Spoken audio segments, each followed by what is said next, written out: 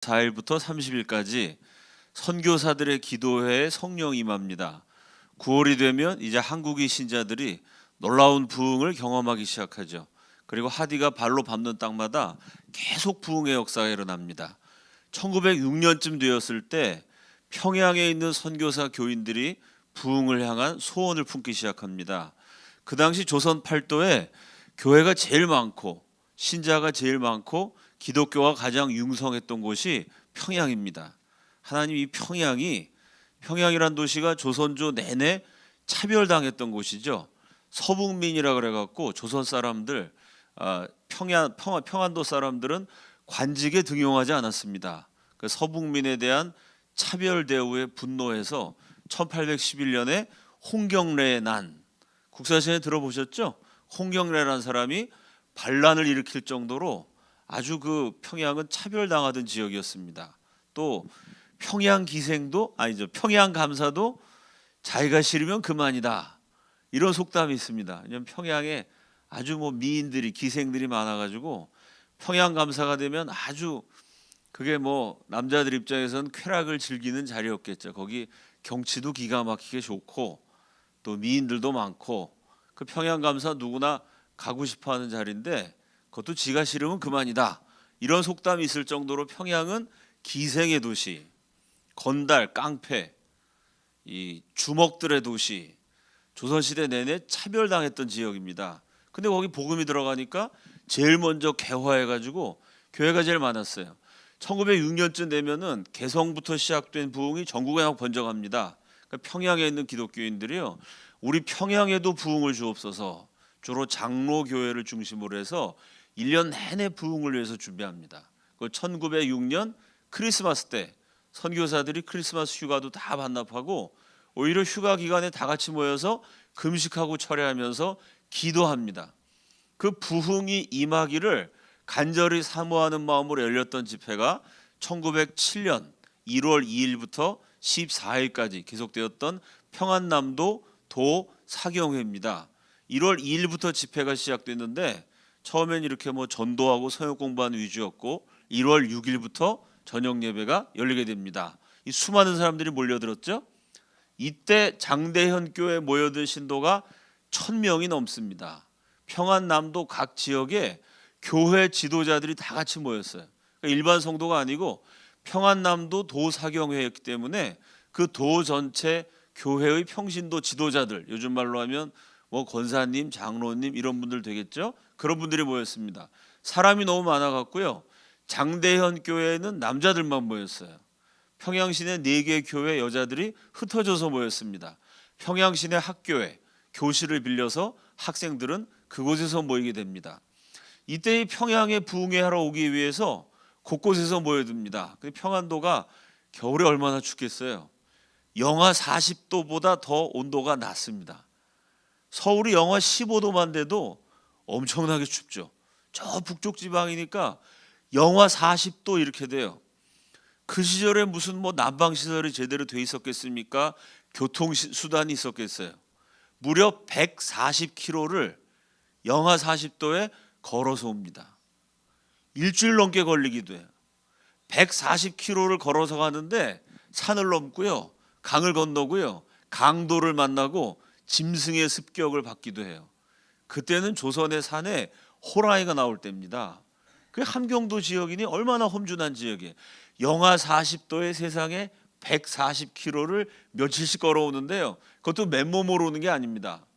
그 당시 평양 시내 무슨 식당, 숙박업소 이런 게 제대로 있지 않았겠죠. 그러니까 2주일 동안 부흥회 할 때 내가 먹을 쌀, 반찬, 2주일치 음식을 전부 다 몽땅 도시락 만들어 갖고 쌀을 짊어지고 오는 거예요. 음식 싸 갖고 오는 거예요. 자기 덮고 잘 이불까지 갖고 오는 거예요. 여러분 그 한 보따리를 가지고요, 무슨 말 타고 오는 것도 아니고 자가용이 있었던 시절도 아니고요, 영하 40도에 140km를 먹을 거, 덮을 거, 입을 거 바리바리 싸들고 걸어 갖고 옵니다. 그 맥큐니라는 선교사가 그렇게 전국에서 몰려든 사람이 남자만 1000명이 넘어요. 이 신도들을 보면서 얼마나 열정이 대단한 사람들인가. 이 조선 사람들의 열정을 보시고 하나님이 이 땅에 부흥을 주실 것이다. 선교사님이 집회 시작하기도 전부터 감동을 받았어요. 자, 많은 사람이 모여들었는데 저 가운데 쓰신 분이 이 평안남도 도사경회 전체 사회와 진행을 맡았던 그레함 리 선교사님입니다. 이 그레함 리 선교사님은 어제 제가 소개했던 그 로버트 하디 원산 대부흥의 주역이었던 바로 그분과 오랫동안 동역을 하셨어요. 그러니까 로버트 하디를 따라다니면서 부흥이 막 임하는 모습을 직접 목격했던 사람입니다. 하나님 평양에도 부흥을 주옵소서. 그리고 드디어 1월 2일 날 사경회가 시작되고 1월 6일 날 저녁 집회가 시작됩니다.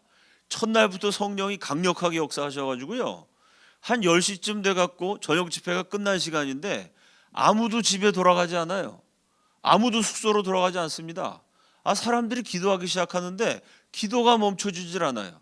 갑자기 한 사람이 앞에 나오더니 원산 대부흥이랑 똑같습니다. 성령이 임하니까 견딜 수가 없어갖고요. 내가 사실은 우리 부인 몰래 바람을 폈습니다. 이러고 또 회개해요. 또 성령이 역사하니까 한 사람이 나와가지고 우리 아버지 돌아가시면서 남겨두신 유산을 가지고 내가 동생하고 돈 때문에 싸우다가 등을 돌렸습니다. 나 하나님보다 돈을 더 사랑했습니다. 이러고 또 회개합니다. 어떤 사람 또 나와가지고 내가 같은 교회 다니는데 그리스도 안에서 형제 자매라고 겉으로는 친절하게 웃으면서 인사했지만 속으로 내가 미워했습니다. 한 명 나오면서 6명의 남자가 통곡을 하고 떼굴떼굴 구르면서 회개를 합니다. 그레함 리 선교사님이 이렇게 기록했어요. 한 사람씩 일어나서 자신의 죄를 고백하고 꼬꾸라져서 울었다. 바닥에 엎드려서 자기가 죄인이라는 완전한 고통 속에서 주먹으로 바닥을 쳤다. 나의 요리사는 회개하면서 그 가운데 거꾸러져 나를 바라보며 소리쳤다. 목사님, 나 같은 죄인에게도 희망이 있는지요?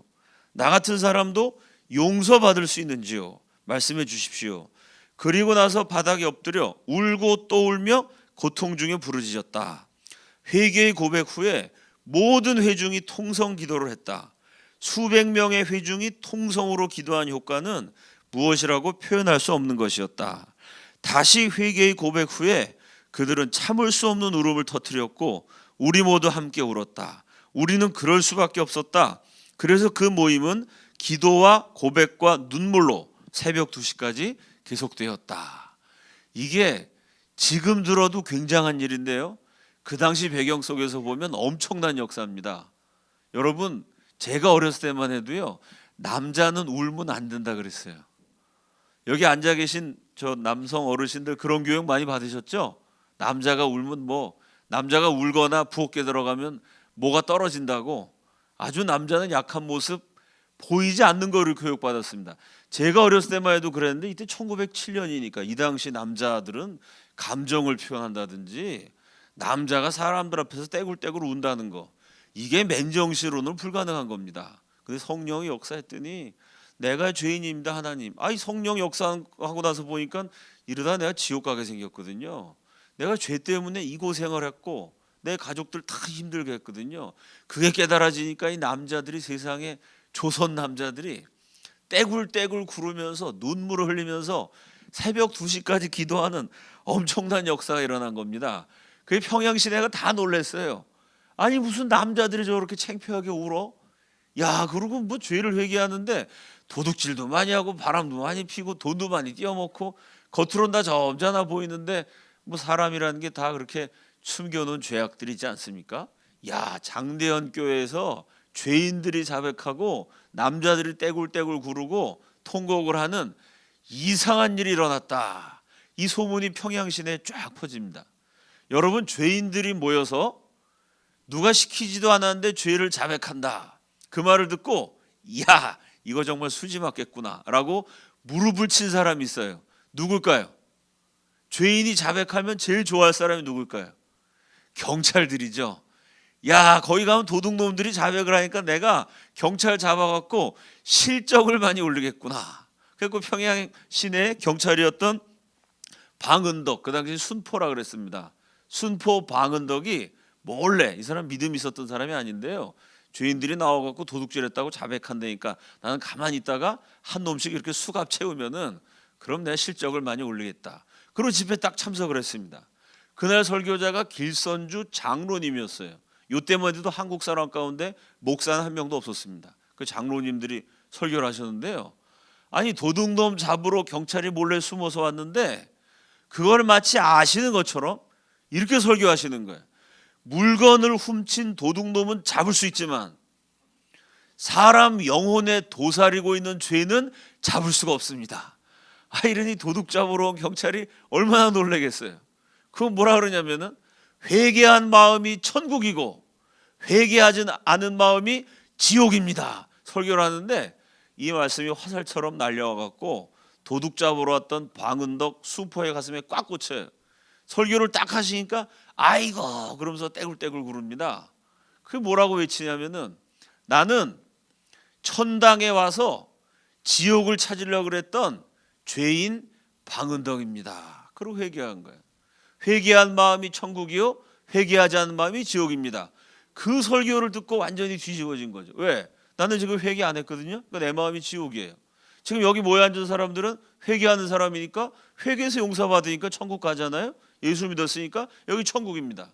내가 지옥 같은 사람인데 지옥의 마음을 갖고 와서 회개한 천국 백성들을 그걸 도둑놈이라고 잡아가려고 그랬던 내가 죄인입니다. 그리고 경찰이 도둑놈 잡으러 왔다가 오히려 내가 도둑놈보다 더 나쁜 죄인이라고 그러고 회개하면서 예수 믿는 역사가 일어납니다. 그 다음날 1월 9일 날 길선주 장로님이 설교하시면서 성령 앞에 숨을 자는 없다 이렇게 설교하셨어요. 거기 몰래 숨어온 사람이 또 있었습니다. 그 설교를 들으니 숨을 자가 없다 그러니까 깜짝 놀랐어요.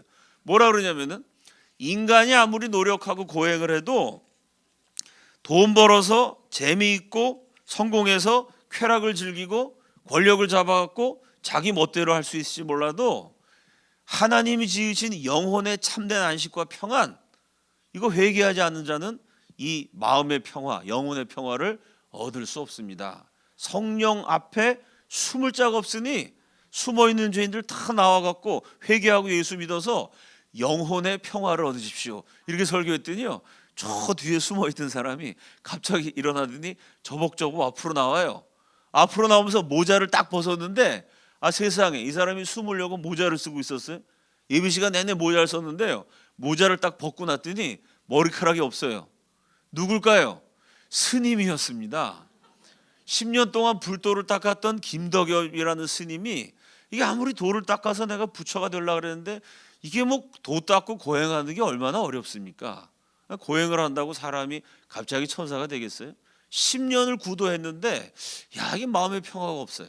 근데 뭐 장대현 교회에서 뭐 울고불고 난리가 났다 소식을 듣고 내가 몰래 숨어 가야 되겠다. 그 스님이 모자를 쓰고 일반 옷을 입고 탁 숨어서 집회를 지켜보다가 성령 앞에 숨을 자가 없습니다. 회개하는 마음에 평화를 주십니다. 그 얘기를 듣고 앞에 나와가지고 나도 내가 고행하느라 고생 많았는데 이제 하나님 믿고 마음의 평화를 찾고 싶습니다.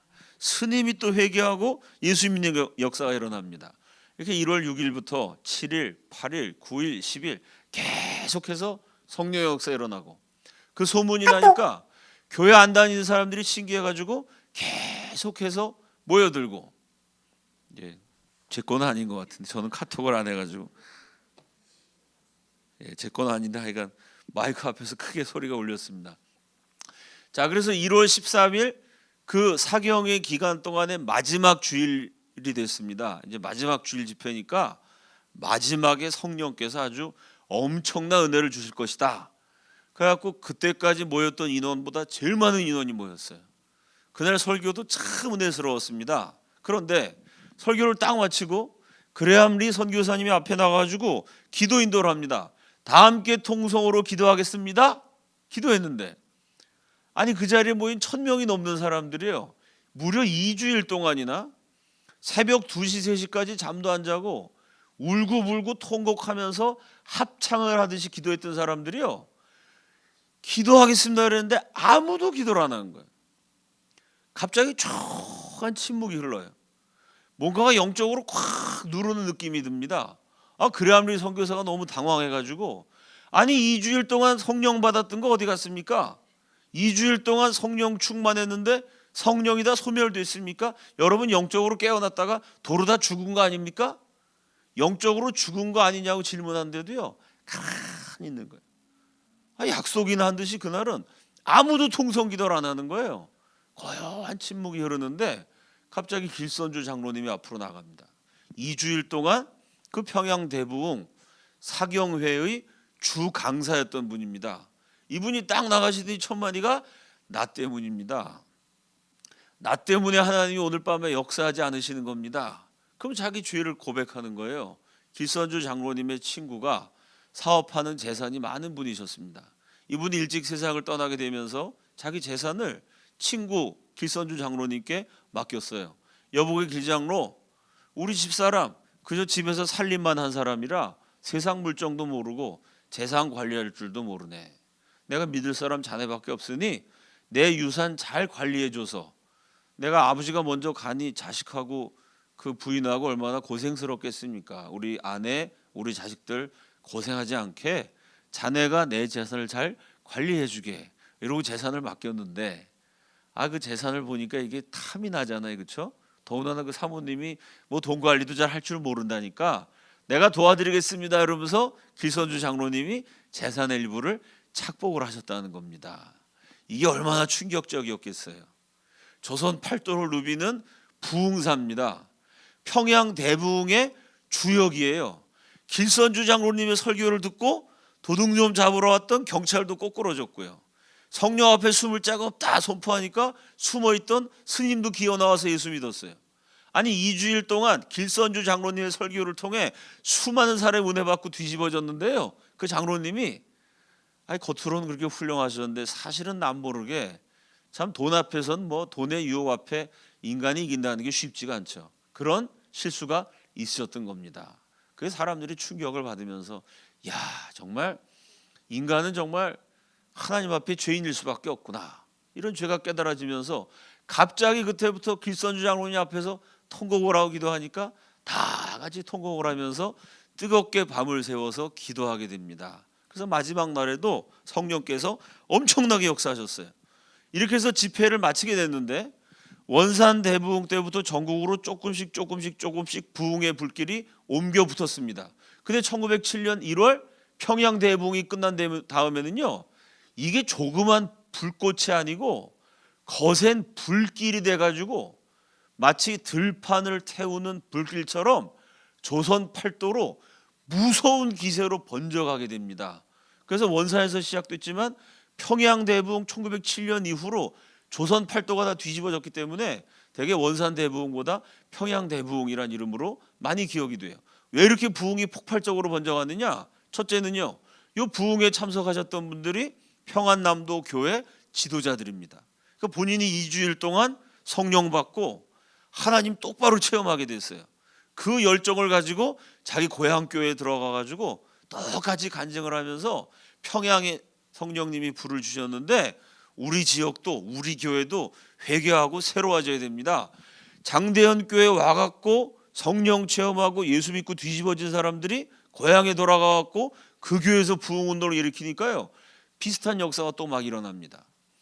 그래서 재미있는 게 두 번째로 이 부흥의 불길이 또 어떻게 확산이 됐냐면요, 평양이 뒤집어졌다, 평안도에서 막 그냥 지금 불길이 타오르고 있다, 이 소식이 번져가니까 저 경상도, 전라도, 함경도, 강원도 지역은 달라도요, 그 지역에 있는 교회들이 기도를 했어요. 근데 기도한 내용을 보니까 똑같아요. 뭐라고 기도했을까요? 제가 읽다가 웃었어요. 뭐라고 기도했을까요? 공평하신 하나님, 이러고 기도했어요. 하나님 공평하시지 않습니까? 평안도만 사랑하시깁니까? 아니 평안도에만 부흥을 주시고 우리 경상도는 안 주십니까? 우리 강원도는 안 주십니까? 한국 사람들 셈이 많지 않습니까? 아니 기도를 보니까 전부 다 기도가 공평하신 하나님으로 시작돼. 하나님께 따진 거예요. 하나님 공평하신데 평안도 평양에만 부흥을 주시고 왜 우리 지역은 소식이 없습니까? 이러고 팔도에서 교회가 열심을 품고 기도했더니 기도할 때마다 사람들이 또 변화가 됩니다. 평양 대부흥의 주역이었던 길선주 장로님을 위시해서 이 부흥을 이끌었던 지도자들이 전국의 교회 초청을 가갖고 부흥회를 하게 돼요. 그러니까 참석했던 사람이 돌아가서 고향 교회에서 또 부흥이 일어나고요. 공평하신 하나님, 우리 동네 차별하지 마십시오. 기도했던 지역마다 또 부흥이 일어나고요. 평양 대부흥 지도자들이 조선 팔도를 누비면서 집회를 인도하니까 부흥이 일어나고요. 1907년 이후로 조선이라는 나라가 완전히 다른 나라가 됩니다. 이렇게 3년 정도 기독교가 급속도로 성장하게 돼요. 그러니까 1910년에 에딘버러에서 세계 선교대회가 열립니다. 전 세계 기독교 지도자들이 다 모여가지고 세계 선교가 어떻게 진행되고 있느냐 보고를 하는데, 그 에딘버러 세계 선교대회에서 가장 주목했던 선교지가 한국이 됩니다. 그 다음 장면이요. PPT. 에딘버러 선교대회에서 한국의 부흥을 가리켜 이렇게 말합니다. 지난 몇 년간 한국 선교 역사의 가장 현저한 특징은 한국의 대부흥이었다. 코리안 리바이벌, 부흥이 일어났다. 그래놓고 그것은 진정한 오순절이었다. 여기 뭐라고 설명을 붙였냐면은 사도행전 2장에 기록된 오순절 성령 강림의 폭발적인 역사가 지구상에서 제일 가난한 나라라고도 할 수 없는 멸망해버린 식민지 조선 땅에서 일어났다. 하나님의 역사가 놀랍지 않습니까? 그 성령의 역사가요, 제일 가난한 나라가 아닌 식민지에서 일어났다는, 진정한 오순절이었다. 5만 명의 한국 기독교인은 정화시키는 부흥의 불을 통과했고, 그 경험을 통해 오늘 한국 교회는 죄의 무시무시한 성격, 구원하시는 그리스도의 능력, 기도의 효능, 하나님의 내재, 하나님의 임재를 알게 되었다. 이때 대부흥을 체험해서 살아계신 하나님을 만나서 변화된 사람이 5만 명이다 라고 에딘버러 선교대회가 보고를 했습니다. 이 5만 명이라는 숫자는요, 교회 나온 사람이 5만 명이라는 게 아닙니다. 진짜로 완전히 삶이 변화된 게 5만 명이라는 거예요. 이 평양 대부흥 이후의 기록을 보면요, 우리 선조들이 교회의 순결성을 유지하기 위해서 얼마나 노력했는지 알 수 있어요. 그냥 교회 나와갖고 예수 믿습니다, 그런 사람 다 세례를 준 게 아닙니다. 평양 대부흥 이후에 세례자 입문 기록이 있는데요, 교회 나온 지 6개월, 1년 된 사람들도요, 세례 받겠다고 신청하면은 3분의 2 정도가 탈락했어요. 예수 믿었습니다. 대부흥 때 열심히 기도했어요. 근데 왜 교회에서 세례를 안 줬을까요? 세례 안 준 이유가 이런 거예요. 첫째, 글자를 읽지 못한다. 글자 못 읽는 사람 세례를 보류했어요. 아예 안 준다는 게 아니라 나중에 받으라는 거예요. 왜 그랬을까요? 글자를 읽어야 성경을 읽잖아요. 이 부흥에 와갖고 불 받아갖고 뒤집어졌는데, 그때는 뜨거울 수 있어도 여기 한 달, 2달 지나면 열심히 식을 수 있겠죠. 그러니까 글자 배우고 최소한 창세기부터 요한계시록까지 성경 일독은 해서 성경 말씀이 뭔지 분명히 깨달아지고, 그래도 믿겠다는 결단이 생기면 그때 세례 받아더라. 글자 못 읽는 사람 세례 안 줬어요. 또 글자는 읽는데 일독을 미처 못했음, 이런 제목도 있습니다. 성경 일독. 그래도 성경에 처음부터 끝까지 뭔 소리가 있는지는 알아야 믿는 사람이라고 할 수 있는 거 아니냐. 일독 못했으니까 당신도 다음에 받아라. 보류. 그 다음 글자 읽고 일독도 했어요. 근데 뭐라고 되어 있냐면 삶의 변화된 증거가 약함, 이렇게 되어 있습니다. 삶의 변화된 증거가 없는 게 아니에요. 예수 믿고 술을 끊었는데 가끔 또 마셔요. 이건 변화된 증거가 약하다. 확실하게 변화된 다음에 정말 예수님 위해서 목숨 걸 각오가 생기면 그때 세례 받아라. 요즘 이렇게 목회를 하면 교인들이 다 도망가지 않겠어요? 교회가 여기뿐이야? 이러고 기분 나쁘다고 나가겠죠? 여러분, 우리 선조들이 정말 성경적으로 올바르게 엄격한 기준을 가지고 믿는 사람은 제대로 믿어야 된다, 세상 사람과 달라야 된다, 이런 기준을 가지고 따졌는데 에딘버러 세계 선교대회에 보고된 숫자가 5만 명입니다. 그러니까 대부흥이라 그러는 거예요. 기독교인이라고 한 주밖에 없었던 나라가 1899년 이승만이 예수 믿을 때 전국의 기독교인 40명이었어요. 근데 1910년에 5만 명이 됐다는 거는 엄청난 부흥입니다. 이거 우리 선조들이 열심히 기도한, 인간 편으로 보면은 우리 조상들이 열심히 기도한 거고요. 그러나 또 사람이 기도했다고 모든 일이 다 되지는 않겠죠. 하나님 편으로 보면은 우리 선조들의 기도를 들으셔서 하나님이 은혜를 베풀어 주신 것이라고 해석할 수도 있습니다. 자, 이렇게 세계가 깜짝 놀란 대부흥의 결과로 첫째, 선교가 시작됩니다. 그 다음 장면이요. 자, 1907년 1월에 대부흥이 일어났어요. 그리고 1907년 6월이 되면은 대부흥의 주역이었던 길선주 장로님을 비롯한 7명의 한국교회 지도자들이 드디어 목사 안수를 받게 됩니다. 그러니까 대부흥 일어나고 6개월 후에 한국인 목사 7명이 탄생하게 돼요. 그리고 대부흥 일어나고 정확하게 1년 1907년 1월 장대현 교회에서 부흥이 일어났는데 1908년 1월 바로 그곳 장대현 교회에서 대부흥의 주역이었던 길선주 목사님, 그분이 장로님에다가 목사님이 됐어요. 길선주 목사님의 파송을 받아 이기풍 선교사님이 제주도로 떠나게 됩니다. 지금은 뭐 제주도랑 육지랑 이게 제주도로 가는 건 해외 선교가 아니라 국내 전도에 해당되죠. 근데 이 당시만 해도요, 이 교통이 왕래가 많지 않았기 때문에요, 제주도에 간다는 거는 세계의 선교학자들이 볼 때 이건 전도가 아니라 선교다. 말도 다르고 풍습도 다르고 육지하고 제주도는 생활 여러 가지 면에서 다 달랐습니다. 그러니까 이건 선교다라고 인정을 했어요. 이 이기풍 선교사님에 대해서는 여러 가지 재미난 일화가 많죠. 평양 시내 유명한 깡패였습니다. 그런데 마포 3열 선교사님이 처음 평양에 선교부를 설치하고 전도하러 돌아다녀요. 아니 평양이 단군 이래 우리 민족 역사의 중심지인데 우리 전통을 지켜온 곳인데 저 양놈이 말이죠. 서양 오랑캐가 이상한 기독교라는 오랑캐 종교를 증거한단 말입니다. 이 평양 시민으로서 자부심이 강했던 깡패 이기풍이가요, 저 선교사 놈 아예 그냥 호되게 다치게 만들어서 다시는 평양 땅에 기독교니 예수교니 발을 붙이지 못하게 되겠다 생각하고요, 마포 3열 선교사님 지나가는데 짱돌을 들어다가 딱 던졌어요. 아이 이기풍 깡패가 돌을 던지는, 짱돌 던지는 게 거의 다윗 수준이라 가지고 돌이 날아가고 마포 3열 선교사의 턱에 정확하게 맞습니다. 여러분 복싱 경기를 봐도 턱을 맞으면 그냥 KO로 뻗어요. 이 턱이 얼마나 약한데 여기를 짱돌이 날아와서 탁 치니까 야, 저 선교사 놈이 무서워서 도망치겠지 생각을 했는데요, 마포 3열 선교사님 돌을 딱 맞더니 털썩 무릎을 꿇는 거예요. 저놈이 이제 쓰러지나 보다 생각했더니 무릎을 꿇더니 하늘을 딱 우러러 손을 들고 기도하는 겁니다. 하나님께. 하나님, 평양 사람들이 하나님을 몰라서 저지른 짓이니까 용서해 주옵소서. 짱돌을 맞았는데 돌 던진 사람 용서해 달라고 기도하는 거예요. 그 영적인 카리스마에 눌려가지고 이기풍이가 무서워서 숨었어요. 며칠이 지났는데 자꾸 그 모습이 떠올라요. 그 기도하는 모습이 그게 얼마나 충격적이었겠어요.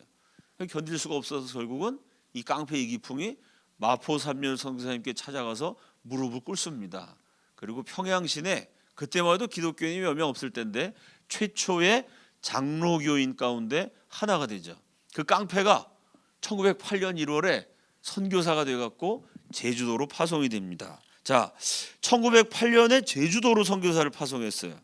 그리고 1913년에 전 세계가 깜짝 놀라는 일이 또 대부흥이 일어났던 평양 장대현 교회에서 일어납니다. 그게 뭐냐면요, 제주도로 선교사 파송한 것도 대단한 일입니다. 근데 그것도 중국 문화뿐만 아니라 동양 문명의 뿌리라고 할 수 있는 공자와 맹자의 고향 산동성. 여러분 그 산동성 사람들은요, 공자님, 맹자님의 고향 후손이니까 얼마나 자부심이 강했겠어요. 거기 기독교 선교사들이 아무리 가서 전도해도요 먹히지 않습니다. 공자님, 맹자님의 후손이 동양 종교가 시작된 곳인데 어떻게 기독교 받아들이겠습니까? 선교사들이 아무리 노력해도 열매가 없었던 곳인데요, 그 중국을 5,000년 대국으로 섬겼던 나라도 아니죠. 식민지 조선이요, 공자, 맹자의 고향인 상동성에 선교사를 파송합니다. 그때 한국교회가 선교사 파송할 능력이 없었어요. 교회라 그러지만 모이면요 성도들 70% 이상이 하루 밥 세 끼 못 먹는 사람들입니다. 성도뿐만 아니라 식민지 조선 굶어 죽는 사람이 넘쳐났어요. 교회는 더군다나 사회적으로 박해받는 양반보다도요 상놈들, 멸시천대받는 이 아래 것들이 많이 모였습니다. 입에 풀칠하기도 바쁜데 조선 교회를 유지하기도 힘든데 어떻게 선교사를 파송합니까? 오히려 미국 선교사님들이 야 이거 선교사 파송하는 거 너무 이르다. 교회가 조금 더 부흥한 다음에 파송해라 라고 말릴 정도로 어려운 일이었습니다.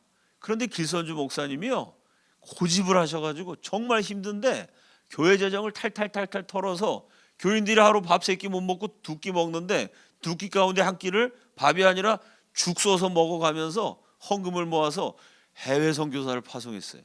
왜 이렇게 무리를 했느냐라는 질문에 길선주 목사님이 이렇게 대답하십니다. 우리가 독립국은 못 되지만 선교국은 되어야 한다. 그냥 선교한 게 아니고요. 애국하는 마음으로 선교했어요. 독립국이 아닙니다. 나라 망했어요. 법적으로 따지면 조선이 아닙니다. 일본의 식민지죠. 우리가 정치적으로 경제적으로 힘이 없어서 나라 망했지만 독립국의 지위는 상실했지만 하나님 앞에서 선교국이라도 돼야 된다. 우리가 선교국이라도 되겠다는 마음으로 선교하면 하나님이 혹시 불쌍히 여기셔서 나라 되찾게 해주실 수도 있다. 독립국은 못 돼도 선교국이 돼야 된다. 이러고 선교사를 파견했는데요. 그 애국심이 세상을 감동시킵니다. 여러분 헤이그 밀사 사건이라고 알고 계시죠? 조선이 망할 때 힘이 없으니까 헤이그의 밀사를 파견해가지고 정치적으로 호소했습니다. 우리 멸망하는 조선을 도와달라고 전 세계에 호소했어요. 그때 아무도 귀를 기울인 나라가 없습니다. 왜요? 그때는 저 서양 강대국들이 아시아, 아프리카, 남미 수십 개국을 식민지로 만들 때예요. 식민지가 조선뿐만이 아니고요. 아프리카에도 한 50개 있고 아시아에도 한 50개 있고 전 세계적으로 한 130개, 140개가 식민지 됐던 나라입니다. 워낙 식민지가 많은데 조선 하나 식민지 되는 거에 새로운 일도 아니고 특별한 일도 아니고 아무도 관심이 없었어요. 이렇게 정치적으로 도와달라 그럴 때는 서양 강대국 기독교 국가들이 거들떠도 안 받습니다. 그런데 선교사를 파송하니까요. 전 세계 기독교 국가들이 전부 다 조선을 주목하게 됐어요. 왜 주목했을까요? 아시아, 아프리카, 남미의 나라들 100개국 이상을요. 100년, 200년, 300년 선교해도 열매가 없어요. 근데 조선은 20년 선교했더니 부흥이 일어나요. 30년 선교했더니 막 그냥 목사가 생겨나고 선교사를 파송해요. 야, 다른 나라는 300년 선교해도 부흥이 없는데 조선은 선교 20년 했더니 부흥이 일어나고 30년 선교했더니 아니 여러분 선교의 역사에 식민지가 선교사를 파송한 예가 있을까요? 식민지가 무슨 선교사를 파송합니까? 복음이 들어간 지 30년밖에 안 된 나라도 아닌 식민지가 그것도 자기네가 5,000년 대국으로 섬겼던 중국에 그것도 중국 동양 종교 기독교 전파에 가장 방해가 되는 동양 종교의 본산지 공자와 맹자의 고향에 용감하게 저 굶어 죽는 식민지 교회 복음 들어간 지 30년밖에 안 된 교회가 선교사를 파송했으니 전 세계 기독교회가 감동을 당연히 받았겠죠. 야, 저 한국은 하나님이 특별하게 쓰시는 나라다. 어제 제가 말씀드렸던 것처럼 원산 대부흥의 결과로 한국에 와 있던 선교사님들이 이 한국은 보통 나라가 아니다. 황인족을 복음화시키는 누룩이 될 것이고 아시아를 복음화시키는 하나님의 도구가 될 거다. 한국에 와 있는 선교사님들은 그때 이미 눈치를 챘어요. 그런데 한국 와보지도 않은 전 세계 기독교 지도자들 교회가 1913년에 어려운 상황에 선교사를 파송하는 이 한국 교회의 모습을 보고 야, 저 나라는 뭔가가 있다. 딴 나라 300년 가서도 안 되는 일을 저 나라 30년 만에 일어난다. 하나님이 저 땅 가운데 특별한 일을 하고 계시다. 라고 한국에 대해서 새롭게 인식하게 됩니다. 이래서 결국은 선교사 파송한 게 전 세계에 관심을 갖게 되고 그 전 세계 도움을 받아 나중에 나라 찾는데 일조하게 됩니다. 자, 이렇게 선교가 시작됐고요. 두 번째는 대부흥의 결과로 사회개혁이 시작됩니다. 그 다음 장면이요. 이거 어제도 제가 보여드렸던 그림입니다. 사무엘 무어 선교사님 서울에 와서 백정들 모아놓고 교회 세웠다는 말씀 드렸죠.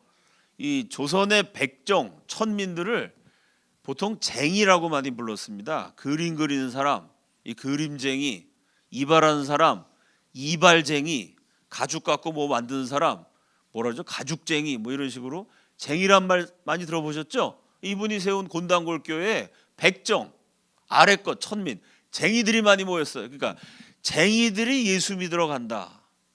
예수 믿는 쟁이들이 모여 있다. 이렇게 사람들이 얘기하다가 그 말이 줄여져 갖고 무슨 말이 나왔냐면 예수쟁이라는 말이 여기서 나왔어요. 이해가 되시죠? 쟁이는 뭐냐? 그림쟁이, 이발쟁이, 이거 천민이란 뜻이에요.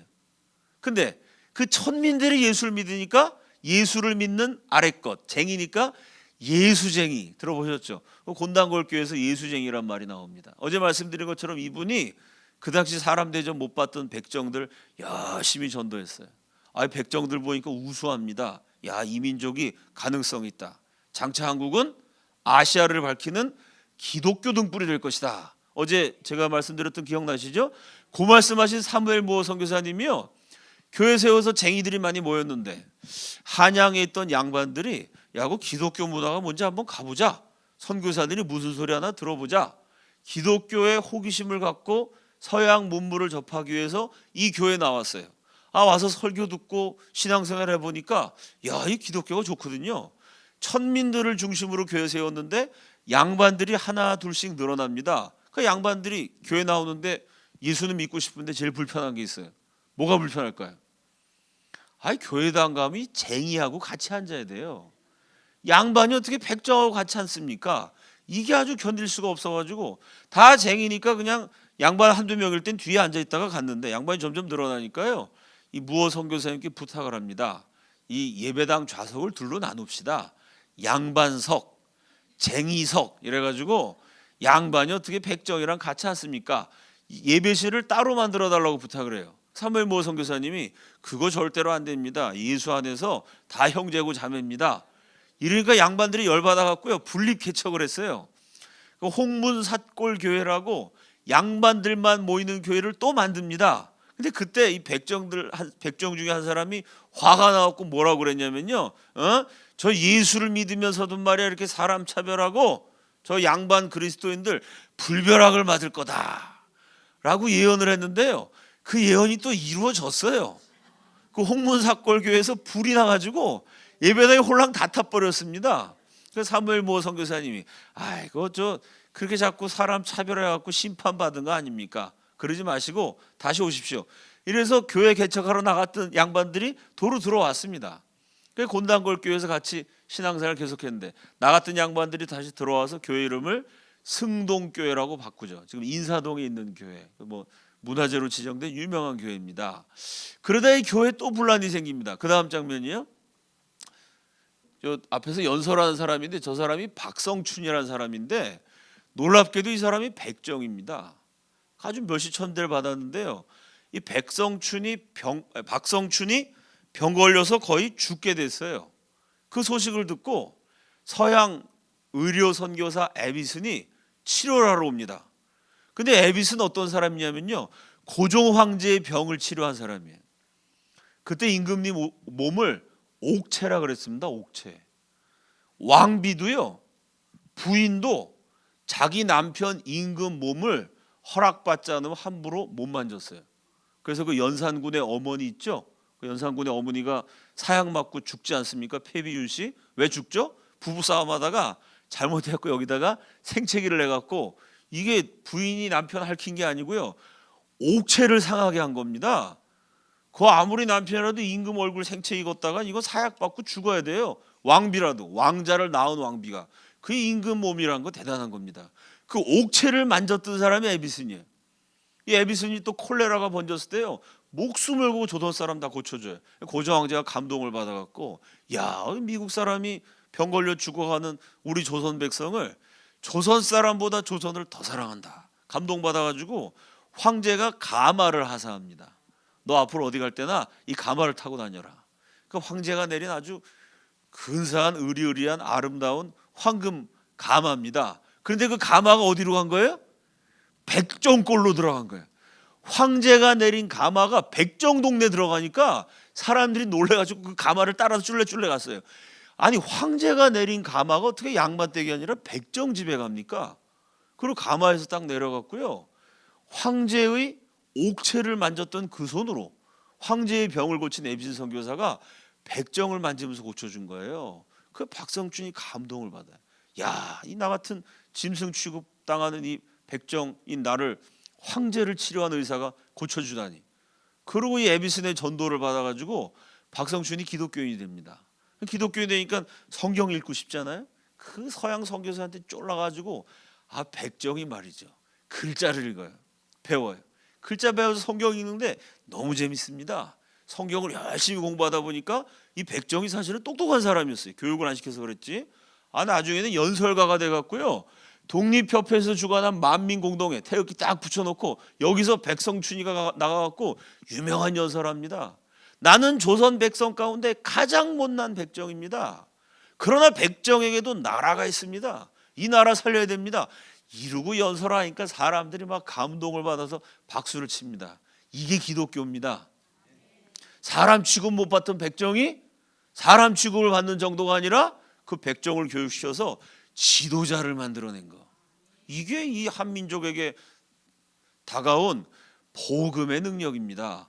이 백정 박성춘의 아들이 한국 최초의 서양식 의사 가운데 한 명이 돼요. 이분은 백정 출신으로는 최초 지도자가 되고, 이 아들은 백정의 자식이 의사가 됩니다. 근데 고생을 말도 못하게 고생을 해요. 왜? 환자들이 이 박성춘의 아들 이름이 박서양인데요, 박서양 의사한테는 진료를 안 받으려고 그래요. 왜? 백정의 손이니까. 짐승놈이 뭘 날 취급하냐. 이러고 학교 다닐 때도 온갖 구박을 다 당하죠.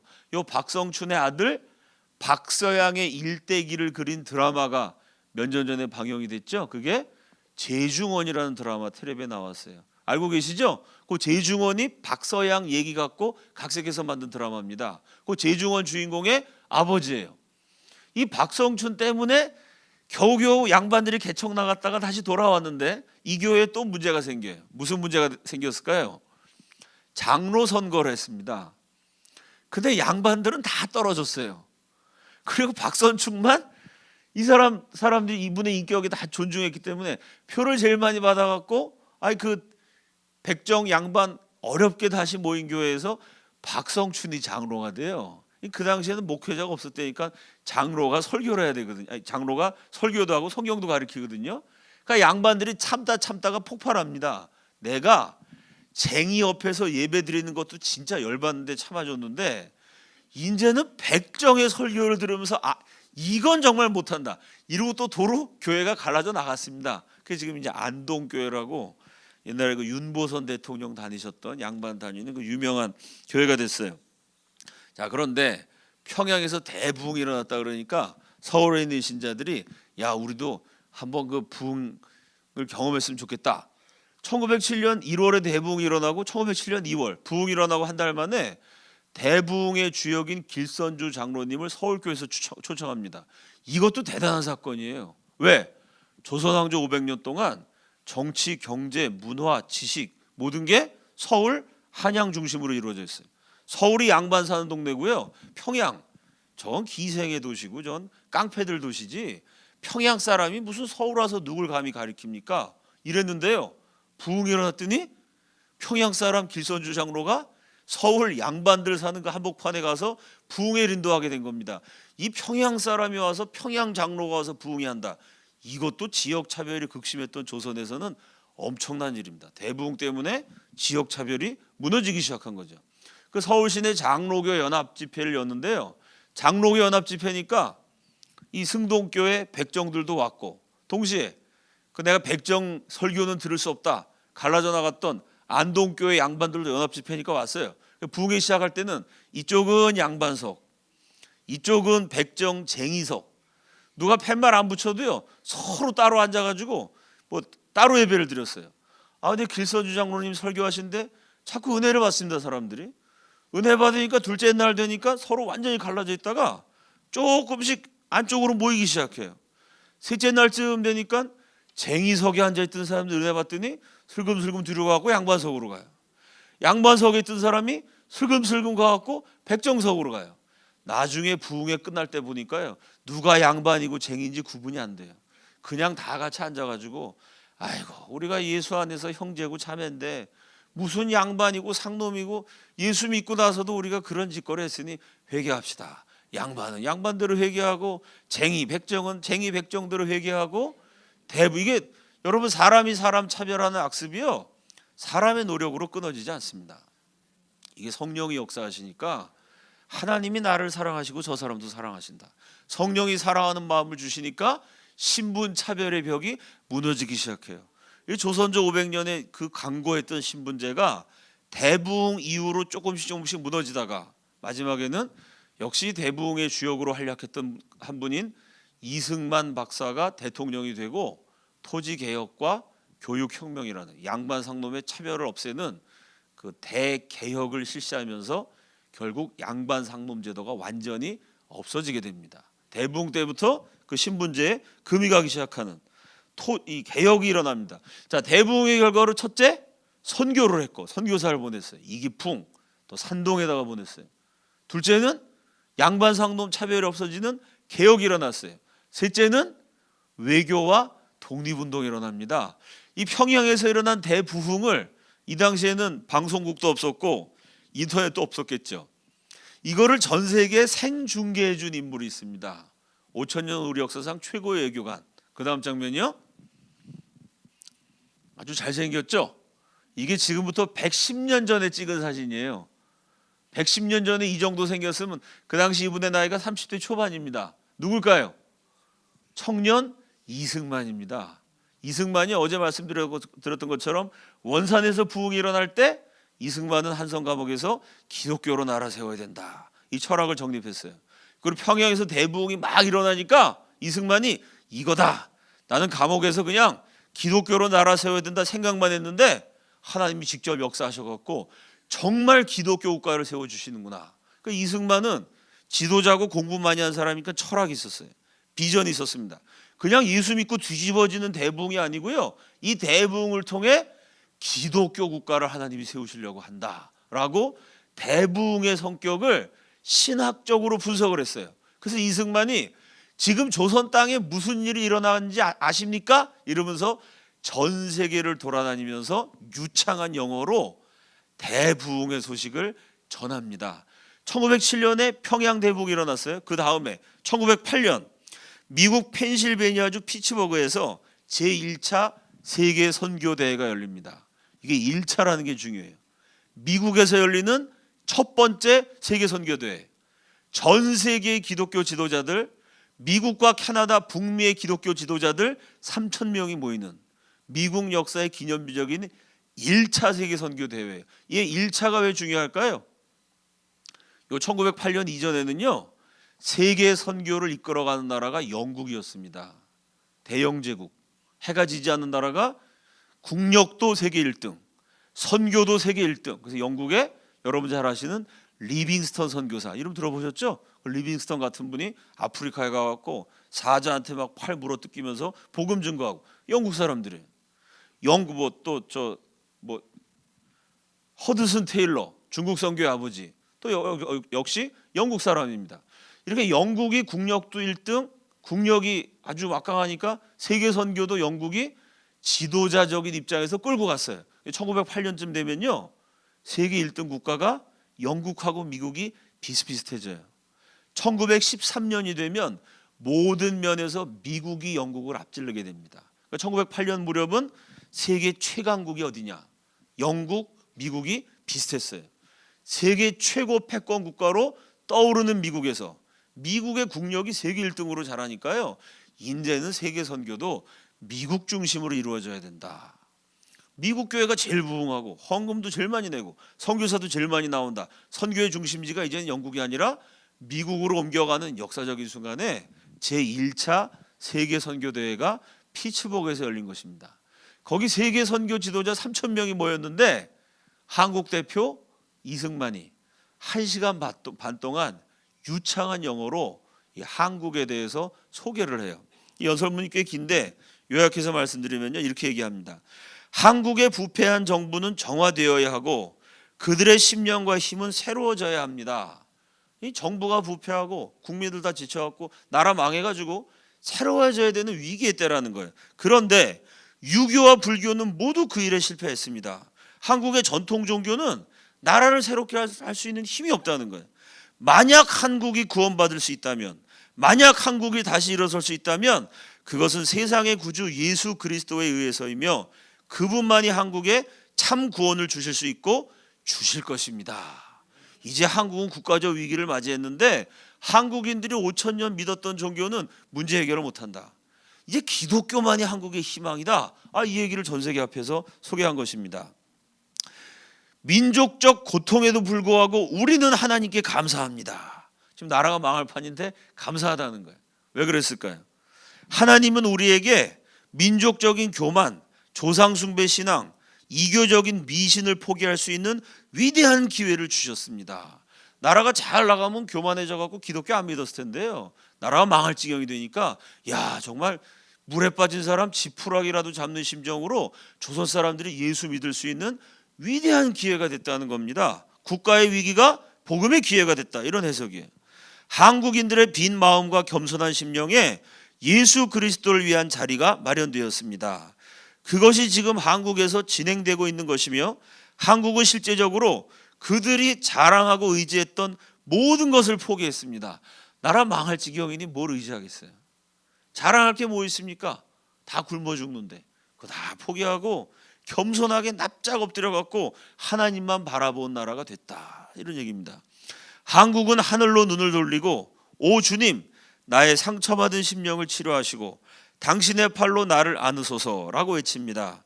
최근 국가적 어려움이 있은 후 놀라운 능력, 무서운 부흥의 영이 한국을 사로잡았습니다. 왕실의 일원, 정부의 고관들, 유학의 보수주의 학자들, 불교 사원의 경건한 승려들, 상류층의 여인들, 평민 가정들, 시골의 가난한 농부들, 각계각층의 모든 종류의 사람들이 하나님의 교회로 몰려들고 있습니다. 한국에서 지금 하나님이 역사하셔가지고 교회 사람들이 몰려오는 엄청난 부흥이 일어났다. 이거 인터넷 없던 시절에 이승만이라는 외교관이, 기독교 지도자가 전 세계에 생중계를 한 것입니다. 그리고 1시간 반을 아주 감동적인 연설을, 전 세계인들이 다 은혜를 받았겠죠. 그 가난한 나라가 복음의 불모지가 지금 예수 믿고 돌아오는구나. 다 은혜 받는데 설교의 마지막 결론을 내립니다. 그 다음 장면이요. 한참 얘기하고 뭐라 그랬냐면은 현재의 상황은 한국의 기회이고, 맞죠 여러분? 하나님이 한국에 기회를 주셨어요. 예수 믿고 새로운 나라 돼봐라. 두 번째, 하나님의 기회이며, 맞죠? 한국 예수 잘 믿으면 나중에 한국이 선교의 중심지가 돼서 아시아가 복음화될 수 있으니까 하나님이 역사하시는 기회예요. 한국의 기회이고 하나님의 기회이며, 이건 이해가 되는데 이승만의 외교력 여기서 빛을 발합니다. 한국의 기회고 하나님의 기회이며 또 무슨 기회냐? 동시에 미국의 자매와 형제 당신들의 기회입니다. 이게 이해가 되세요? 하나님이 한국의 기회를 주셨고 하나님이 역사하신 기회인데 이게 여러분의 기회입니다. 미국의 형제 자매, 여기 앉아있는 여러분들이 하나님 앞에 쓰임받을 기회입니다. 하나님이 지금 한국을 통해 여러분에게 기회를 주십니다. 이렇게 얘기를 했어요. 결론이 뭐냐? 이와 같은 상황에서 한 국가가 필요로 하는 것이 무엇인가를 숙고하십시오. 한국을 위해 무엇을 해야 하는가를 발견하십시오. 이건 무슨 얘기입니까? 한국이 독립되도록 도와줘야 될 사명을 하나님이 미국에게 맡기셨다. 이렇게 외교를 했습니다. 이게 말이 돼요? 말이 됩니다, 여러분. 이승만의 논리가 뭐냐면요. 자, 선교는 사람이 하는 거예요? 하나님이 하는 거예요? 하나님이 하셔야 됩니다. 그럼 보세요, 여러분. A라는 지역에 하나님이 역사하셔갖고요, 막 부흥이 일어나요. B라는 지역에는 이게 선교사들이 일하는데 성과가 없어요. 그러면 자, 내가 지금 미국이 세계 강대국이 돼갖고 세계 선교에 지금 뛰어들어야 되는데요. A는 하나님이 역사하셔갖고 막 뒤집어지고 난리가 나요. B는 아무 일도 안 일어나요. 그럼 세계 선교하려면 A에 투자해야 돼요? B에 투자해야 돼요? A에 투자해야 되죠. 그게 이승만의 논리예요. 미국 너네가 지금 강대국 돼서 세계 선교한다고? 오케이. 근데 세계 선교하려면 하나님이 역사하신 데를 따라가야지. 근데 지금 하나님은 어디서 역사하고 계시지? 바로 한국이야. 그러니까 미국이 한국을 도와야 돼. 이게 바로 하나님의 일이야.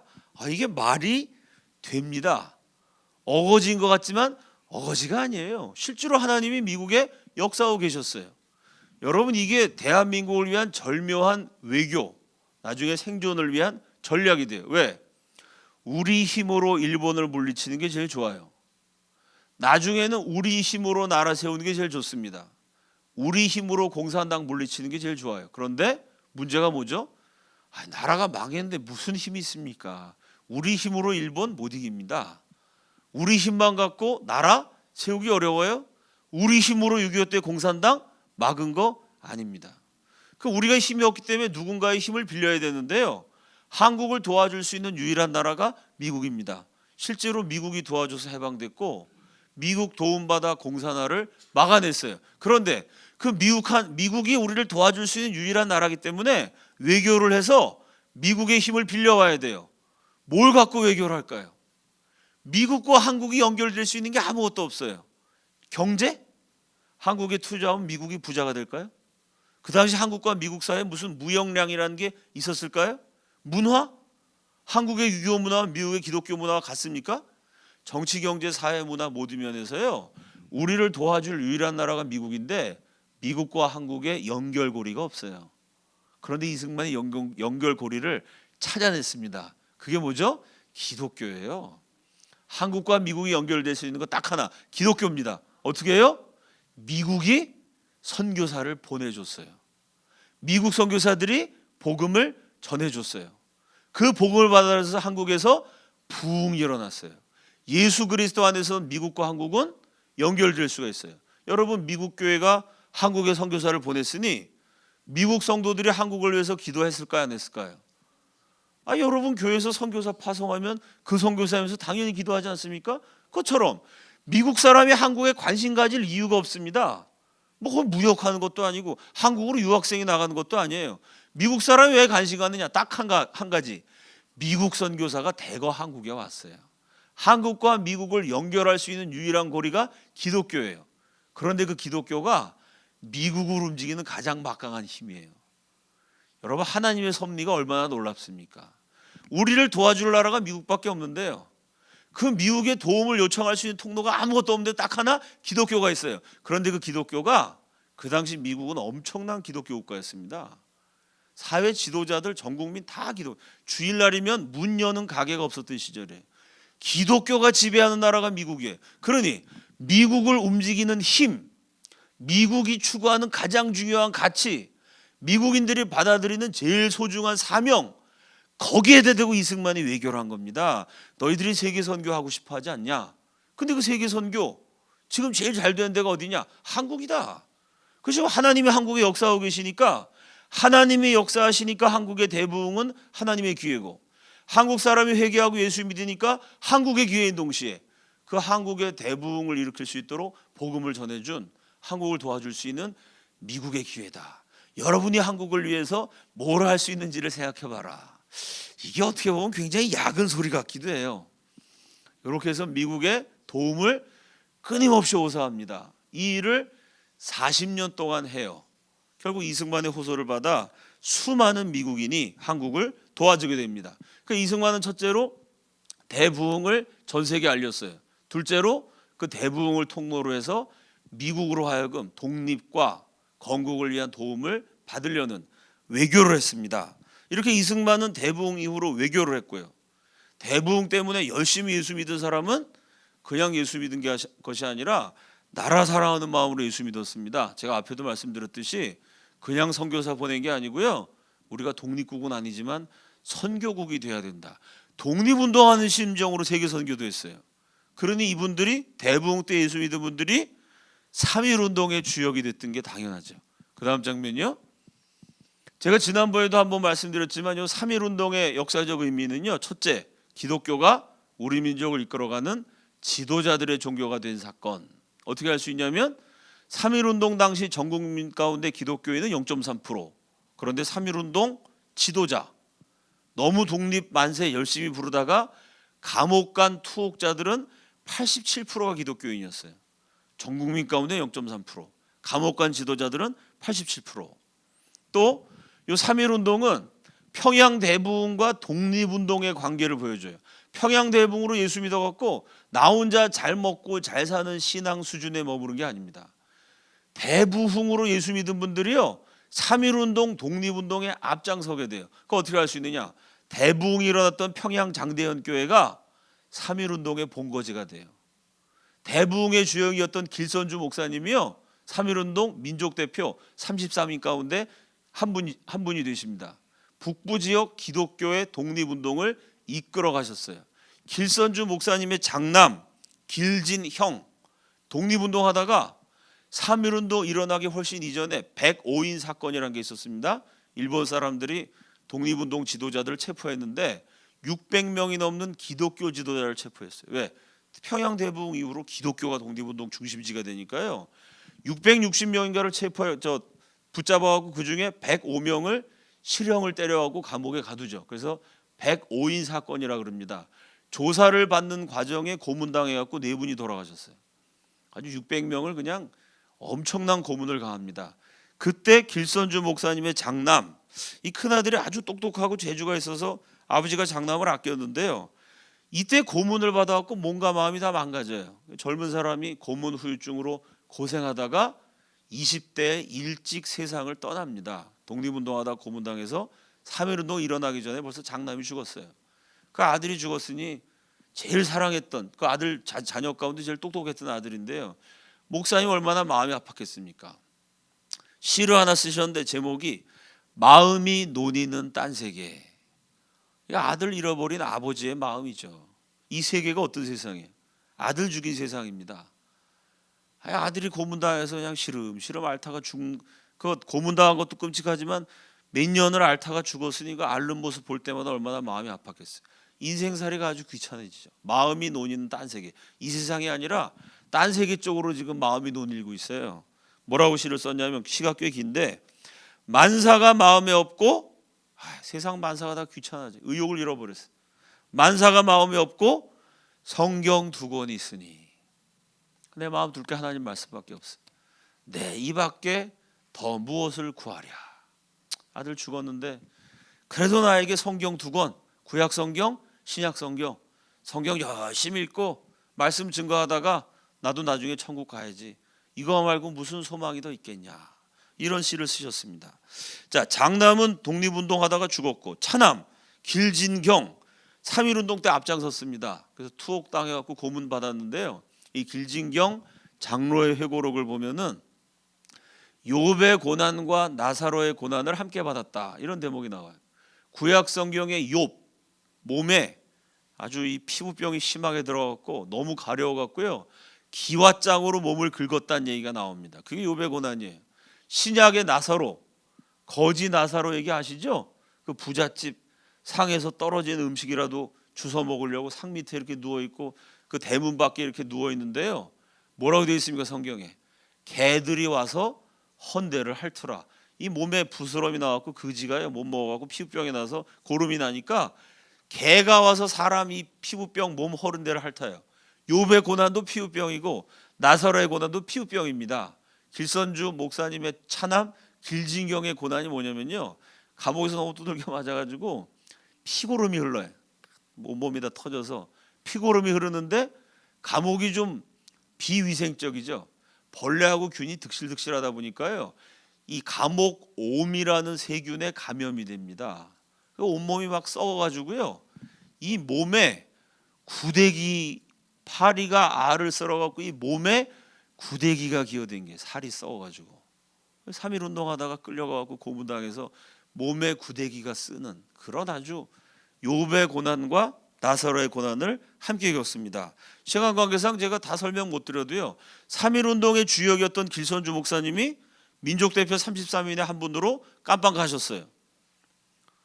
평양 대붕 주역이었던 길선주 목사님이 3.1운동의 주역으로 깜빵 가셨어요. 그 큰아들은 3.1운동 일어나기 전에 독립운동하다가 고문당해갖고 망신창이가 된 채로 몇 년 고생하다 죽었어요. 둘째 아들은 3.1운동도 잡혀가갖고 몸에 구데기가 쓸 지경이 됐어요. 이 길선주 목사님 가정사만 봐도 평양 대붕의 주역이었던 분들이 독립운동을 얼마나 열심히 하셨고 그러다 얼마나 고생했는지를 알 수 있습니다. 대붕으로 예수 믿어갖고 혼자만 잘 먹고 잘 산 게 아니에요. 나라 살리기 위해서 목숨 걸고 투쟁을 했습니다. 자, 이렇게 대붕의 주역이 3.1운동에도 앞장서요. 3.1운동 이후에 상해 임시정부가 세워집니다. 상해 임시정부 대통령으로 취임한 이승만이요, 임시정부의 첫 번째 외교문서를 만듭니다. 그게 미국에 보내는 호소문이에요. 그 다음 장면이요. 자, 3.1운동 이후에 생겨진 우리 임시정부가 첫 번째 만든 외교문서, 다 함께 읽겠습니다. 시작.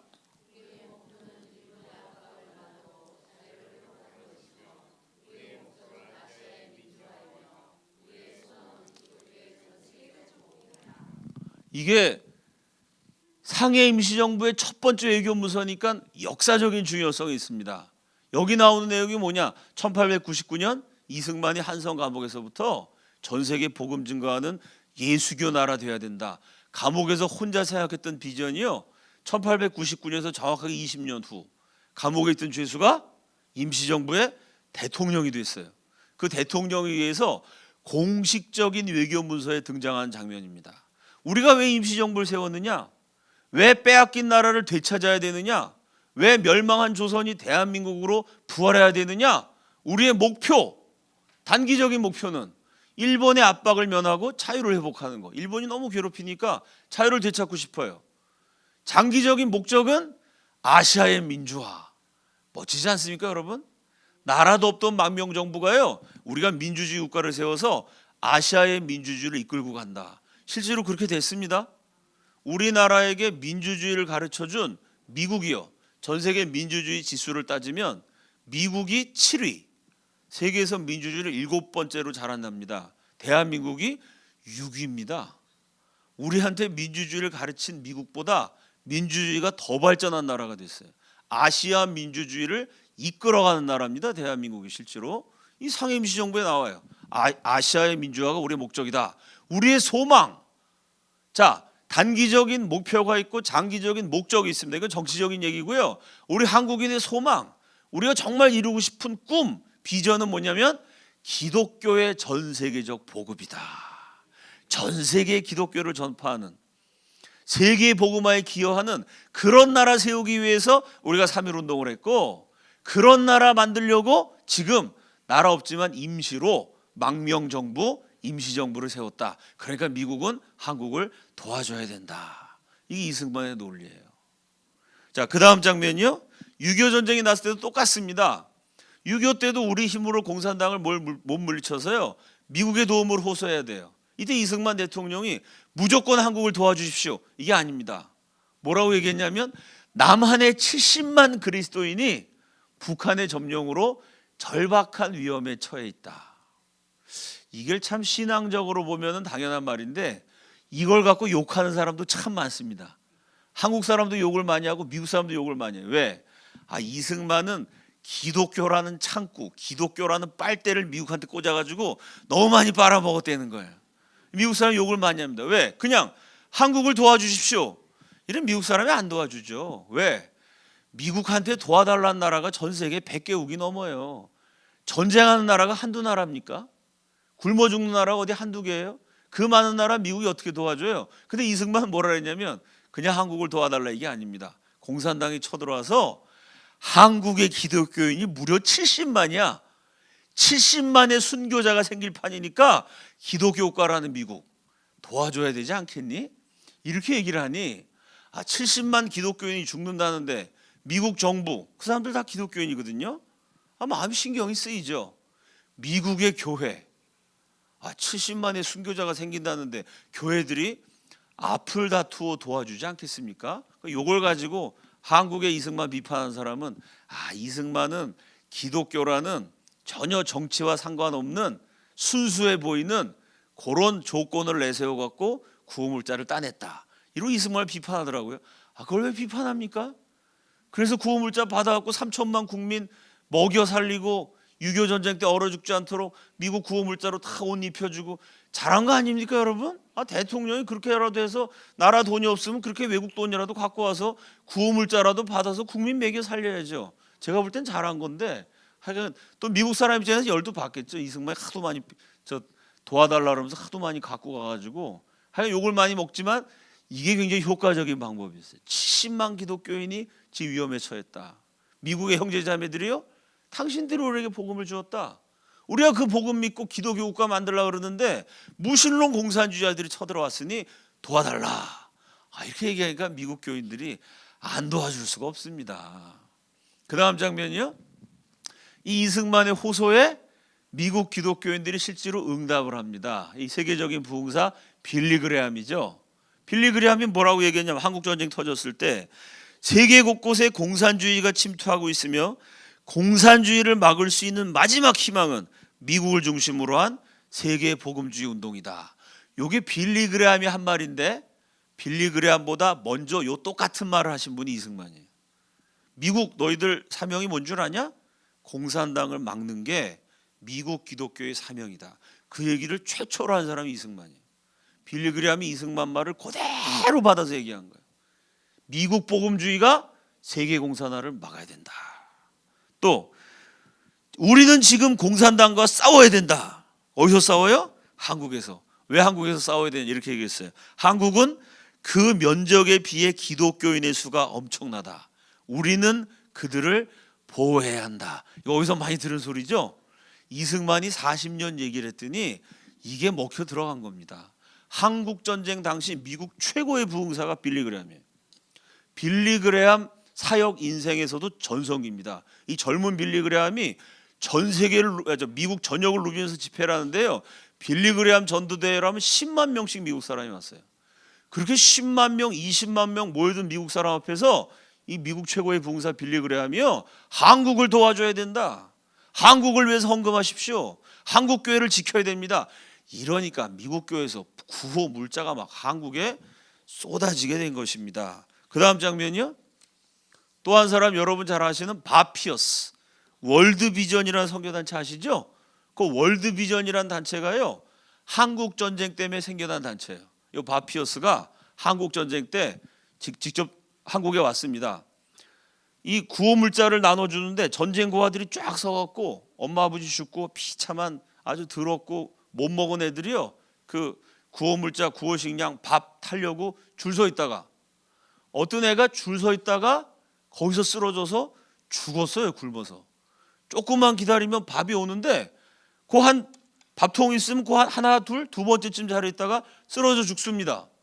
그 밥을 퍼주던 바피어스가 황당해갖고 아니 저 전쟁터에서 굶어 죽으면 몰라도 밥을 나눠주는 구호소에 왔는데 왜 굶어 죽느냐 따져봤더니요. 이 쌀은 한정돼 있는데 못 먹은 전쟁 고아가 너무 많아갖고요. 밥을 해서 나눠줬는데 쌀이 떨어진 거예요. 그래가지고 급하게 쌀을 구하러 간 사이에 그 쌀 구하러 오는 틈을 기다리다가 며칠을 굶은 애가 쓰러져 죽었어요. 6살짜리 애가 구호소에서 줄 서 있다가요. 바피어스가 자기 자서전에 뭐라고 썼냐면은 자기 인생에 그날 제일 열받았대요. 화가 머리끝까지 난 겁니다. 왜 화가 났을까요? 아니 내 고향 미국 캘리포니아에서는 음식물 쓰레기가 넘쳐나는데 애들이 사과 먹다가 그냥 몇 입 먹고 맛없으면 버리고 피자 먹다가 남기는데 한국에서는 세상에 구호소까지 와서 줄 서 있다가 쓰러져 애가 죽는다는 게 이게 말이 되느냐. 바피어스가 화가 나갔고요. 캘리포니아 고향에 가서 자기 동네 돈 좀 있는 부자들 다 불러 모아요. 그럴 때 슬로건이 뭐냐. 밥통에 밥이 떨어져서 줄 서 있다가 굶어 죽는 고아를 없애자. 이 얘기를 하니까 미국 사람들이 마음이 찡하겠죠. 우리 집은 지금 냉장고에 음식 쌓아놓고 이거 안 먹어갖고 버리는 음식물이 얼만데 아니 밥통에 쌀이 떨어져갖고 쌀 구하러 간 사이에 애가 길에다 굶어 죽었어. 이게 말이 되는 소리냐. 밥통에 밥이 떨어져서 줄 서 있다가 굶어 죽는 고아를 없애자. 이 말 때문에 캘리포니아 부자들이 돈을 막 냅니다. 그래서 월드비전이라는 전 세계 100개국 이상의 어려운 사람 도와주는 세계적인 선교단체가 한국전쟁 때 생겨나요. 이 바피어스는 또 유명한 게요. 이때만 해도 미국 기독교인들이 극장 가는 건 날라리라고 생각했어요. 예수 믿는 사람은 어떻게 극장을 가? 성경 봐야지. 이래갖고 교회에서 영화를 본다든지 영상물을 활용한다는 거는 상상도 못하던 시절입니다. 근데 바피어스는요 과감하게 극장에서 상영하는 영화, 동영상, 이 필름을 사용해가지고 선교 헌금을 걷기 시작했어요. 말하자면은 그 당시 기독교인들은 극장 가는 것도 금기시했는데 바피어스는 오히려 영화 같은 필름을 만들어 갖고 교회를 다니면서 이 선교 영화 같은 걸 상영해서 선교 헌금을 모았어요. 제 말이 이해가 되시죠? 영상을 기독교 사역에 활용한 최초의 선구자입니다. 이 바피어스가 저 한국에 굶어 죽어가는 고아들을 도와줘야 됩니다 라고 한국을 위한 헌금을 걷기 위해서 만든 영상 제목이고, 영화 제목이 38선이 뭐냐? 한국에서 원래 38선은 뭐죠? 군사분계선이었습니다. 미국과 소련이 일본군 무장 해제를 위해서 남북한에 왔는데요, 서로 업무 분담을 하기 위해서 지은 그 업무 분담선이었어요. 원래는 나중엔 그게 공산주의 국가, 자본주의 국가가 세워지면서 체제, 경제의 분계선, 정치의 분계선, 군사 분계선이 됐습니다. 38선은 업무 분담선이었는데 이게 정치 분계선, 경제의 분계선, 체제의 분계선, 군사 분계선이 됐어요. 근데 바피어스는 뭐라 했냐면 38선은 신학의 분계선이라는 거예요. 하나님의 데드라인이다. 정치 경제보다 더 중요한 거. 38선으로 남북이 가는 갈라진 본질적인 이유는 뭐냐? 신앙이라 그런 거예요. 38선 이남은 하나님 믿는 예수교 국가가 세워지고 있다. 누구 얘기예요? 이승만이 한 얘기입니다. 이승만이 40년을 얘기하니까 빌리그레함도 바피어스도 이승만의 논리를 받아들여 갖고요, 그 얘기를 이승만이 한 건지 누가 한 건지도 모르면서 똑같은 소리를 지금 하고 있는 거예요. 이렇게 미국 사람에 영향을 준 겁니다. 38선은 신의 데드라인, 하나님의 데드라인이다. 38선 이북은 김일성이가 하나님이 되는 나라, 38선 이남은 성경의 여호와가 하나님이 되는 나라. 그러니 미국 그리스도인들은 기독교 국가를 세우기 위한 영적인 전쟁 6.25에 참여해야 된다 이루고, 미국 최고의 부흥사 빌리그레함, 미국 최고의 선교 구호단체 책임자 바피어스, 제가 두 사람 예를 들었습니다만 이 두 사람 위에도요 수많은 사람들이 기독교 국가 세우려는 한국을 도와줘야 된다. 이래서 미국의 구호 물자가 한국에 쏟아지기 시작합니다. 여러분, 이승만의 호소에요, 세계 선교의 중심지인 미국이 앞장서서 도와주기 시작했어요. 제가 지난번에 말씀드렸던 것처럼 미국이 한국을 얼마나 많이 도와줬느냐? 이승만 정권 11년 동안이요, 미국이 한국에 뿌린 달러와 구호 물자를 다 합치면 같은 기간에 저 아프리카에 미국이 구호한 아프리카 54개국을 구호한 달러와 물자보다 한국 한 나라를 도와준 액수가 더 커요. 왜? 그 구호 물자의 90%는 미국 교회에서 나왔어요. 미국 정부도 많이 도와줬지만 90%는 교회를 중심으로 자발적으로 모험이 돼서 교회 교인들이 기독교 국가 한국을 도와줘야 된다 이러고 한국에 그냥 구호 물자를 몰아준 것입니다. 미국만이 아니고요, 6.25 전쟁이 여러 가지로 기네스북에 올라 있습니다. 그 중에 하나, 전 세계에서 가장 많은 나라로부터 도움을 받은 전쟁, 그게 6.25예요. 여러분, 한 나라가 위기에 처했을 때요 5나라가 도와주고 10나라가 도와주고 이런 사례는 있습니다. 한국 전쟁 때요 전 세계 국가가 148개인가 그랬습니다. 150개가 채 안 됐어요. 대한민국이란 나라의 외교력은요, 글쎄 우리가 외교관을 보낸 나라가 그때 아마 10개도 안 됐을걸요. 외교관을 보낼 돈조차 없었어요. 사실은 외교관 보낼 사람이 없습니다. 외국말을 할 줄 알아야 외교관이 되죠. 전 국민 가운데요 중학교 졸업 이상의 학력자가 2.7%입니다. 그때는 중학교만 졸업하면은 학력이 전 국민 가운데 상위 3%예요. 여러분, 중학교 졸업한 사람이 외교관 될 수 있겠어요? 대학 나온 사람 이건 뭐 0. 몇 %밖에 안 되죠. 그 외교관을 보낼래도요 돈도 없고, 외교관 보낼 만한 준비가 된 외교가 뭔지, 외국어 어떻게 하는 건지 할 줄 아는 사람도 없어서 우리는 외교관도 못 보내던 시절이에요. 그런데 전 세계 150개도 안 되는 나라 가운데 6.25 때 군대를 보낸 게 16개국, 구호물자, 병원 이런 거 보낸 나라 다 합치면요 68개국입니다. 기네스북에 올라 있는 세계 신기록이에요. 전 세계에 있는 국가의 절반이 한국을 위해서 헌금 보내고요, 물자를 보내고요, 군인들 보냈어요. 여러분, 누가 그 전 세계 절반 68개국 국민들의 마음으로 움직였을까요? 누가 68개국 국회의원 마음을 움직여갖고 그래 한국에 구호물자 보내자 법을 정하게 만들었을까요? 누가 68개국 대통령, 수상, 최고 지도자들의 마음을 움직여서 한국을 도와주겠을까요? 우리가 했을까요? 우리는 외교관도 못 보냈어요. 우리가 못했는데 저절로 왔어요. 누가 하신 거죠? 하나님이 하신 줄로 믿습니다. 그렇게 우리 선조들이 나라 다 망에 자빠진 상황에서도 그래도 예수 믿고 그렇게 비참한 식민지가 아니 어떻게 식민지가 선교사를 보냅니까? 독립국은 못 되지만 선교국은 돼야 된다. 이러고 선교사 보내고 열심히 예수 믿으니까요. 전 세계 68개국 그 68개국의 구호물자도요. 확인해 보면 80% 이상이 어딜까요? 68개국의 교회입니다. 저 한국 사람들 저렇게 예수 믿고 기도하고 해보려고 애쓰는데 도와주자. 68개국 교회를 중심으로 구호물자가 모여서 그게 결국 6.25 전쟁 3년 그 후로 10년 한국을 먹여주고 입혀주게 됩니다. 이게 얼마나 고마운지요. 우리 한국 사람들은 전 세계 가난한 나라 힘든 나라 열심히 도와줘야 됩니다. 아멘이시죠? 68개국이나 우리를 도와줬으니까 우리는 사랑의 빚을 졌어요. 6.25 전쟁이 참 비극이고 고통이지만요. 그 이후의 역사를 보면은 그 비참한 전쟁을 통해서도 하나님이 정말 대한민국을 사랑하셨구나. 그걸 알게 됩니다. 여러분 지금 한국이요. 요즘 좀 수출이 많이 떨어졌습니다만 한때는 세계 6대 무역 국가였어요. 수출 순위가 우리가 6위, 5위까지 올라간 적이 있습니다. 지금 한국 수출품은 세계적이에요. 근데 원래 처음에 한국이 수출할 때는요. 박정희 대통령 시절에 무슨 일도 있었냐면요. 쥐를 많이 못 잡았다고 도지사가 잘렸어요.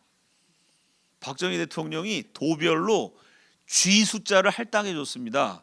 경상북도 몇 마리, 경상남도 몇 마리. 왜? 쥐 잡아갖고요. 껍질을 벗겨서 그거 코리안 밍크라 그래갖고 수출했어요. 실제로 쥐 잡는 할당 숫자를 못 잡아갖고 도지사가 잘린 적이 있습니다. 한국이 처음 수출품 만들었을 때 그 수출품이란 게 엉성하죠. 처음에 제일 먼저 한 게 뭐죠? 여러분 아시죠? 가발. 여자들 머리 잘라갖고 그때 가발 공장 사장님이요 최초로 가발 수출 많이 해서 이 훈장 받으면서 우셨어요. 왜 우셨냐면은 나라가 가난하니까 예쁜 우리 딸들 머리 잘라갖고 달러 번다고. 자기가 가발해갖고 돈 많이 벌었지만 울었어요. 나라가 힘이 없으니까 그 예쁜 여자애들 그냥 머리 좀 기르지도 못하고 다 잘라가지고 예쁜 우리 딸들 머리 잘라 파는 이 가난한 나라 이거 한번 일으켜보자. 이러고 열심히 수출했습니다. 쥐 껍질 벗기고요. 머리 잘라갖고 수출했어요. 그때 우리 수출품이라는 게 이게 수준이 높지 않습니다.